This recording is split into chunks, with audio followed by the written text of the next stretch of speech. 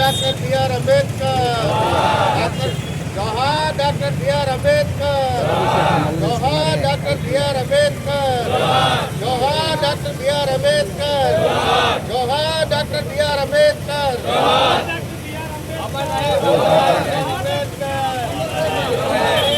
Doctor B R Ambedkar, जोहार doctor B R Ambedkar, जोहार doctor B R Ambedkar, जोहार डॉक्टर बी आर अम्बेडकर, जोहार डॉक्टर बी आर अम्बेडकर, जोहार डॉक्टर बी आर अम्बेडकर।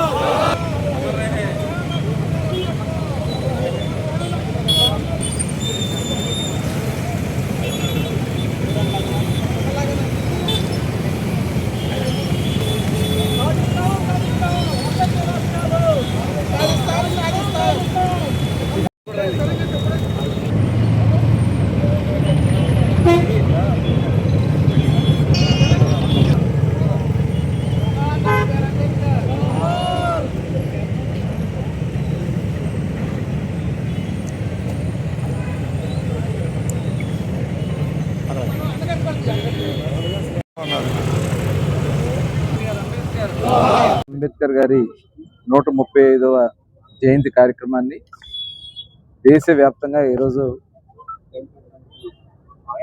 నిర్వహించుకుంటా ఉన్నాం. ప్రపంచంలోనే అత్యుత్తమమైనటువంటి రాజ్యాంగాన్ని అందించి మరి అనేక మంది బడుగు బలహీన వర్గాలకి, అట్టడుగు వర్గాలకి ప్రజాస్వామ్యంలో భాగస్వామ్యం కల్పించినటువంటి వ్యక్తి డాక్టర్ బిఆర్ అంబేద్కర్ గారు. ఒక సామాన్య కుటుంబంలో పుట్టి ఆనాడు ఉన్నటువంటి అసమానతలు తొలగించడానికి అనేక ఉద్యమాలు చేసినటువంటి వ్యక్తి. భారత రాజ్యాంగ నిర్మాతగా వచ్చినటువంటి అవకాశాన్ని ప్రపంచంలో ఉన్నటువంటి అన్ని రాజ్యాంగాలను కూడా ఆయన క్షుణ్ణంగా పరిశీలన చేసి భారతదేశంలో అంటే విభిన్న మతాలు, విభిన్న కులాలు ఉన్నటువంటి వ్యవస్థలో ఒక చక్కటి రాజ్యాంగాన్ని అమలు చేయడం వల్ల ఈరోజు స్వతంత్రం వచ్చి 8 సంవత్సరాలైనా కూడా మనం ఐకమత్యంగా ముందుకెళ్తున్నామంటే ఖచ్చితంగా డాక్టర్ బిఆర్ అంబేద్కర్ గారు రాసినటువంటి రాజ్యాంగంలో పొందుపరిచినటువంటి చట్టాలే ఇవాళ మనల్ని బలవంతులుగా నడిపిస్తూ ఉన్నాయి. అయితే ఇప్పటికి కూడా కొన్ని ప్రభుత్వాలు గతంలో చేసినటువంటి అనుభవాన్ని మనం గమనిస్తే రాజ్యాంగాన్ని కూడా మరి తొంగలో తొక్కాలని ప్రయత్నం చేసిన ఎన్నికల్లో ఖచ్చితంగా ప్రజల మనోభావాలకు తగిన విధంగానే ఈ చట్టాల్లో ఉన్నటువంటి ఈ రాజ్యాంగంలో ఉన్నటువంటి హక్కులు ఇవాళ మళ్ళీ తిరిగి ఆంధ్ర రాష్ట్రంలో మరి ఆనాడు జగన్మోహన్ రెడ్డి గారు చేసినటువంటి అణిచివేత కార్యక్రమాలకు కానీ, ఆనాడు ఇందిరాగాంధీ గారు పెట్టినటువంటి ఎమర్జెన్సీ కార్యక్రమాలు కానీ ఎదిరించగలిగినటువంటిది ఇవాళ రాజ్యాంగం నిలబడిందంటే అది ఆ రాజ్యాంగంలో ఉన్నటువంటి పొందుపరిచినటువంటి చట్టాలే. ఇవాళ ఆంధ్ర రాష్ట్రంలో కూడా దాదాపు 175 స్థానాలకి 164 స్థానాలు ఇవాళ మరి ఒకప్పుడు 161 స్థానాలు ఇచ్చినటువంటి ప్రభుత్వాన్ని మరి తొంగలో తొక్కి ఇవాళ ప్రజలకి నమ్మకాన్ని నిలబెట్టగలిగినటువంటి ప్రభుత్వాన్ని నిలబెడతాయి. ఇది ఎవరైనా సరే గమనించాల్సినటువంటి విషయం.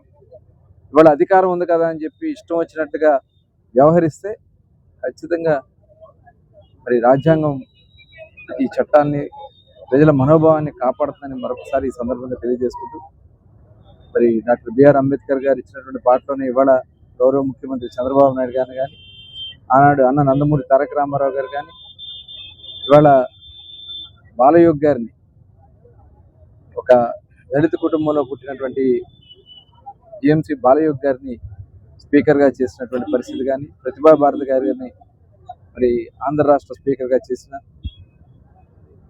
అలాగే అనేక మందిని భారత రాష్ట్రపతిని చేసిన, ఇవన్నీ కూడా రాజ్యాంగంలో ఉన్నటువంటి కల్పించినటువంటి హక్కులు. మరొకసారి ఇవాళ ముర్ము గారు కూడా ఒక సామాన్యమైనటువంటి అత్యంత దళిత వర్గాల్లో పుట్టినటువంటి వ్యక్తి. అది రాజ్యాంగం మనకు వచ్చినటువంటి హక్కు. మరొకసారి డాక్టర్ బిఆర్ అంబేద్కర్ గారికి మరి ఘనమైన జయంతి సందర్భంగా ఘనమైన నివాళులు అర్పించుకుంటూ మరొకసారి అందరికీ కార్యక్రమంలో పాల్గొన్న పెద్దలు నోటల నారాయణరావు గారికి, వేదవ్యాస్ గారికి, కలెక్టర్ గారికి, ఎస్పీ గారికి అందరూ కూడా పేరు పేరున నమస్కారం తెలియజేస్తాను. 135వ జయంతి ఉత్సవాలు జరుగుతూ ఉన్నాయి. ఆ మహనీయుడు భారత రాజ్యాంగ నిర్మాతగా దళితులు, అణగదొక్కబడిన వర్గాలకి రాజ్యాధికారంలో భాగస్వామ్యం కల్పించారు.